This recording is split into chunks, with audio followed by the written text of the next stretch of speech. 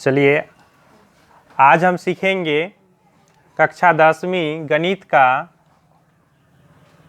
उदाहरण नंबर 10 जो चैप्टर दिया हुआ है दो चर वाले रैखिक समीकरण युग्म का बीजगुणन विधि से हल।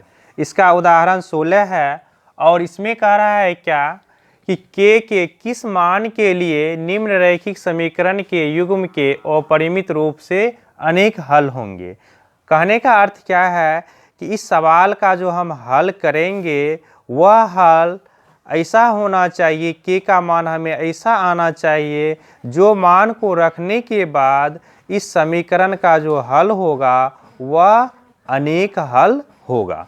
अब अनेक हल होने के लिए हमें ये देखना है कि अनेक हल होता कैसे है। तो अनेक हल होने के लिए समीकरण जो होता है, हमें जैसे दो समीकरण दिया हुआ रहता है, इसका जो मान होता है a1 बटे a2 बराबर b1 बटे b2 बराबर c1 बटे c2।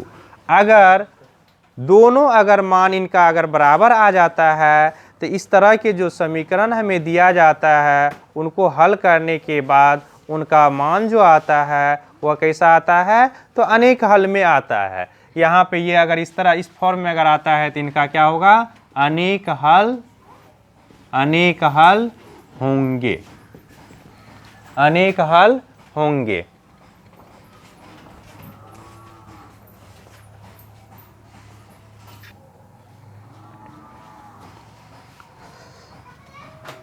इस तरह के अगर फॉर्म में आते हैं तो इनका मान क्या होगा, अनेक हल होगा। अब सबसे पहले हम यहाँ पे इसका नोट कर लेते हैं।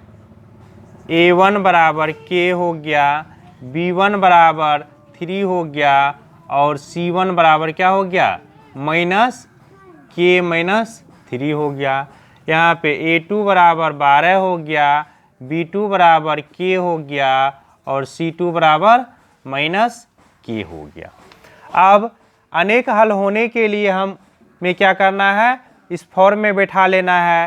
तो यहाँ पर k बटे 12 बराबर 3 बटे k बराबर माइनस k माइनस 3 बटे माइनस k।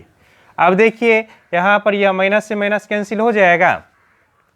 अब माइनस से माइनस जब कैंसिल हो गया तो अब इसको जो है ना हल करने के लिए देखिए इसके बराबर में ये है और इसके बराबर में ये है। हम दोनों में से किसी एक को हम बराबर कर सकते हैं।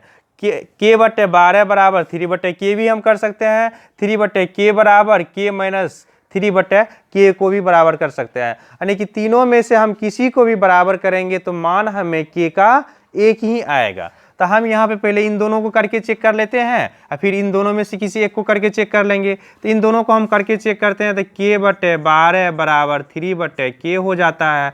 तो गुना कीजिएगा इससे, तो k से k को गुना कीजिएगा तो k स्क्वायर हो जाएगा, 12 से 3 को गुना कीजिएगा तो 36 हो जाएगा। तो k बराबर रूट अंडर क्या हो जाएगा, 36 हो जाएगा। तो k बराबर क्या निकल गया, 6 निकल गया। यानी कि अगर हम k बराबर 6 रख देते हैं तो इनका मान क्या हो जाएगा, अनेक हल हो जाएगा। फिर दूसरे हम नंबर में देखते हैं तो 3 बटे k है बराबर k माइनस 3 बटे k आता है। तो यहाँ पर 3k बराबर इससे इसको गुना कीजिएगा तो k स्क्वायर माइनस 3k हो जाएगा।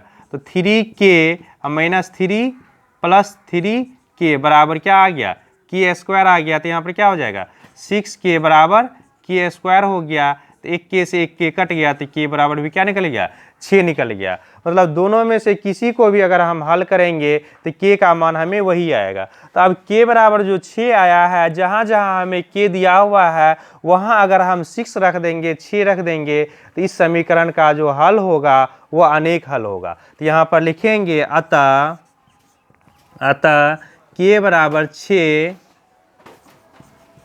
रखने पर दिए गए समीकरण का अनेक हल होंगे। कोई दिक्कत इसमें?